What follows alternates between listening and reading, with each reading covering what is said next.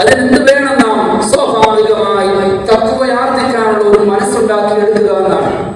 റമദാൻ കഴിയുമ്പോഴേക്കും ഖുർആൻ പറഞ്ഞതുപോലെ ലഅല്ലക്കും തത്തഖൂൻ, മുത്തഖീങ്ങളായി നിങ്ങൾ മാറാൻ വേണ്ടിയാണ് കുതിബ അലൈക്കുമുസ് സിയാം, നോമ്പ് നിങ്ങൾക്ക് മേൽ നിർബന്ധമാക്കിയതെന്ന് അല്ലാഹു സുബ്ഹാനഹു വ തആല പറയാണ്.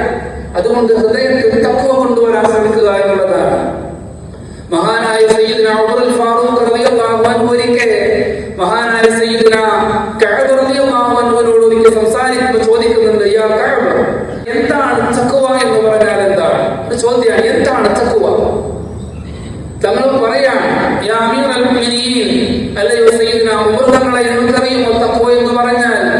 മുള്ളു പാകിയ വഴിയിലൂടെ താങ്കൾ കടന്നു പോയിട്ടുണ്ടോ തങ്ങളെ? നഅം, ഞാൻ നടന്നു പോയിട്ടുണ്ട്. താങ്കൾ എങ്ങനെയാണ് നടന്നു പോകുന്നത്? മഹാനായ ഉമർ തങ്ങൾ മറുപടി പറഞ്ഞു കൊടുക്കാൻ, കഅബേ, ഞാൻ നടന്നു പോകുന്നത് എങ്ങനെയെന്നറിയോ? ഞാൻ നടന്നു പോകുമ്പോ ആ മുള്ളിന്റെ ശകലങ്ങൾ എന്റെ ശരീരത്തിലോ എന്റെ വസ്ത്രത്തിലോ കൊള്ളാതിരിക്കാൻ ഞാൻ വസ്ത്രങ്ങൾ ഉയർത്തിപ്പിടിച്ചിട്ടാണ് നടന്നു പോകുന്നത്. ഞാൻ ഓരോ കാലെടുത്ത് വെക്കുമ്പോഴും സൂക്ഷിച്ച്, മുള്ളു കൊള്ളാതെ, വേദനിക്കാതെ, മുറിവേൽക്കാതെ സൂക്ഷിച്ച് നടന്നു പോകാറുണ്ടെന്ന് പറഞ്ഞപ്പോ കഅബ് റളിയല്ലാഹു തആല പറഞ്ഞു, ഇത് തന്നെയാണ് തഖ്വ.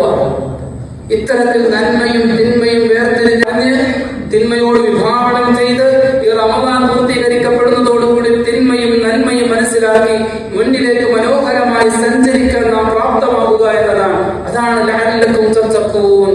അതുണ്ടാകുന്നതാവട്ടെ നമ്മുടെ ഹൃദയത്തിൽ നിന്നുമാണ്, നമ്മുടെ ചിന്തയിൽ നിന്നുമാണ്.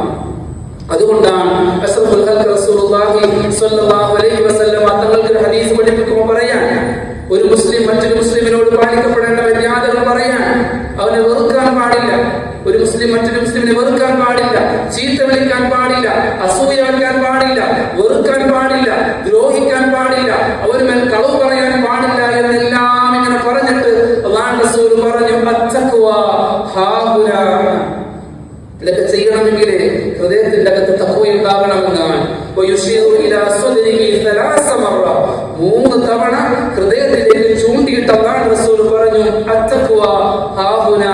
ഈ തഖ്വ എന്നാൽ അത് ഉടലെടുക്കുന്നത് ഈ ഹൃദയത്തിൽ നിന്നാണ്. അഷ്റഫുൽ ഖൽഖ് റസൂലുള്ളാഹി സ്വല്ലല്ലാഹു അലൈഹി വസല്ലം നിരന്തരമായി അല്ലാഹു കാണുന്നുണ്ട് എന്ന് ചിന്ത നമുക്ക് ആവശ്യമാണ്.